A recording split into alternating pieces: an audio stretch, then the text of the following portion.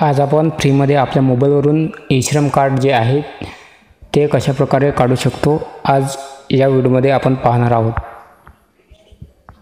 तर जास्त वेळ न घालवता चला तर मग व्हिडिओ सुरू करूया। सर्वप्रथम तुम्हाला या व्हिडिओच्या डिस्क्रिप्शनमध्ये लिंक दिलेली आहे, त्या लिंकवर तुम्हाला क्लिक करायचं आहे। त्या लिंकवर क्लिक केल्यानंतर बघा तुम्हाला एक असा इंटरफेस दिसेल। या पोर्टलवर तुम्ही लॉग इन व्हाल।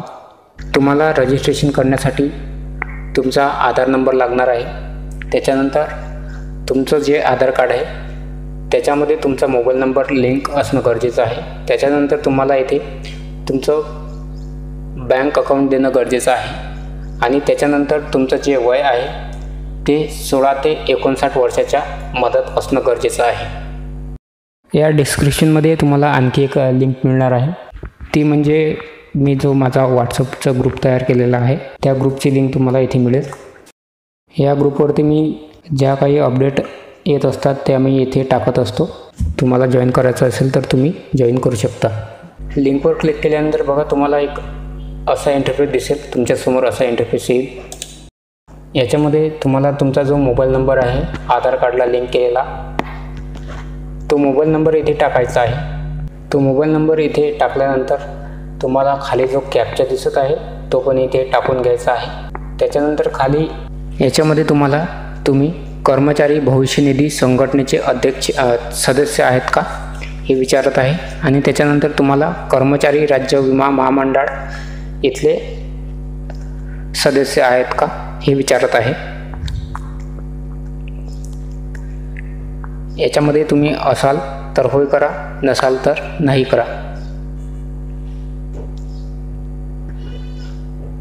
याच्यानंतर तुम्हाला सेंड OTP वर क्लिक करायचं आहे। सेंड OTP वर क्लिक केल्यानंतर बघा तुम्हाला एक तुमच्यासमोर असा इंटरफेस दिसेल। याच्यामध्ये तुम्हाला तुमचा मोबाईल नंबर टाकून घ्यायचा आहे जो तुमच्या आधार कार्डला लिंक आहे तो।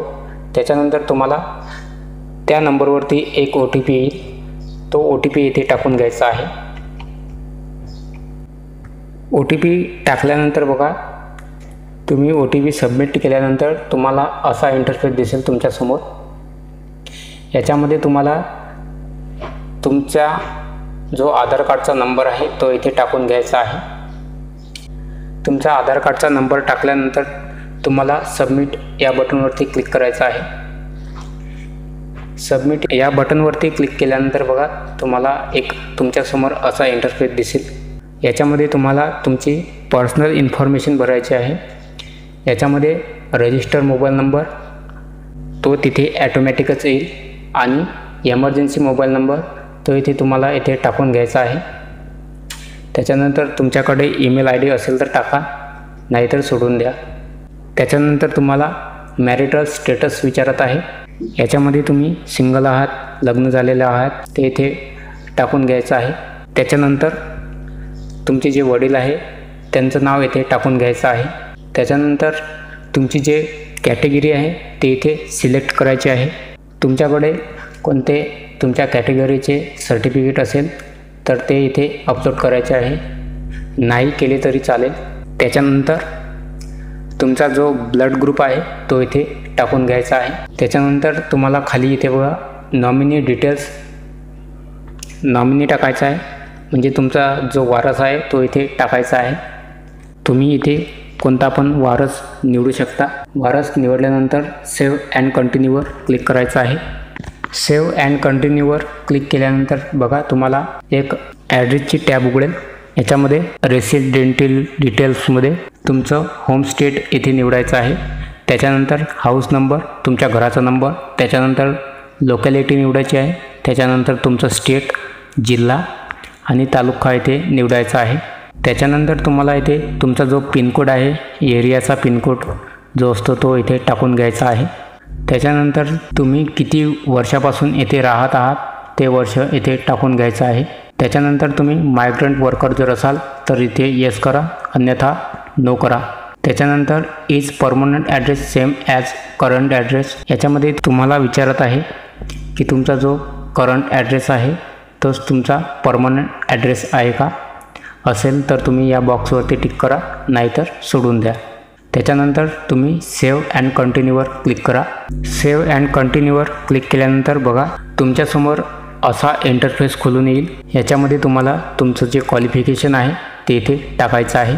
याच्यामध्ये तुमचं एज्युकेशन क्वालिफिकेशन जेवढे तुम्ही शिक्षण घेतलेले आहात ते इथे टाकायचं आहे. त्याच्यानंतर तुमच्याकडे सर्टिफिकेट आहे का ते अपलोड करा, नाही केली तरी चालेल. त्याच्यानंतर तुमचं जे महिन्याचं इन्कम आहे ते इथे टाकून घ्यायचं आहे. इन्कम सर्टिफिकेट जर असेल तर इथे तुम्ही अपलोड करू शकता, नसेल तर सोडून द्या.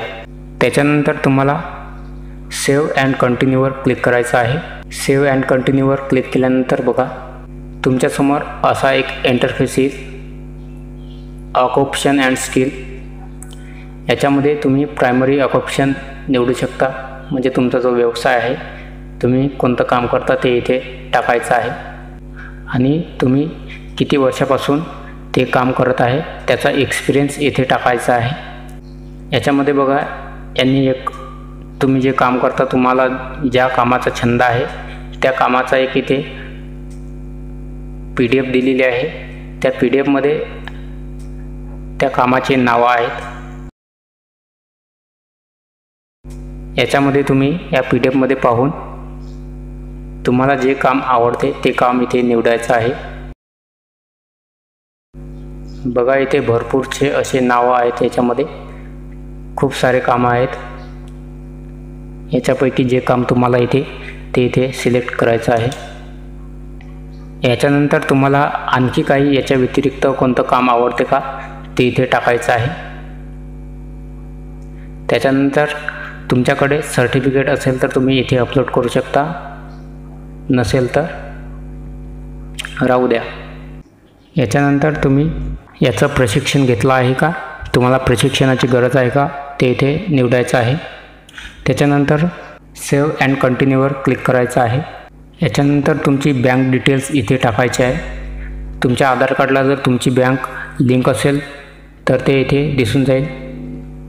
तुम्हाला ती बँक जर नाही टाकायची असेल तर तुम्ही तुमची जी बँक आहे ती इथे रजिस्टर करू शकता, अन्यथा सेव्ह अँड कंटिन्यूवर क्लिक करू शकता.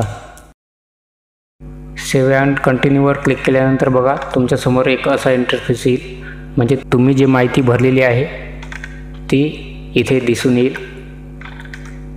याच्यामध्ये तुम्हाला काही चुकीचं वाटत असेल तर तुम्ही इथे चेंज करू शकता, अन्यथा इथे डिक्लेरेशनवर क्लिक करून तुम्ही तुमचं जे ई श्रम कार्ड आहे ते इथे डाउनलोड करू शकता.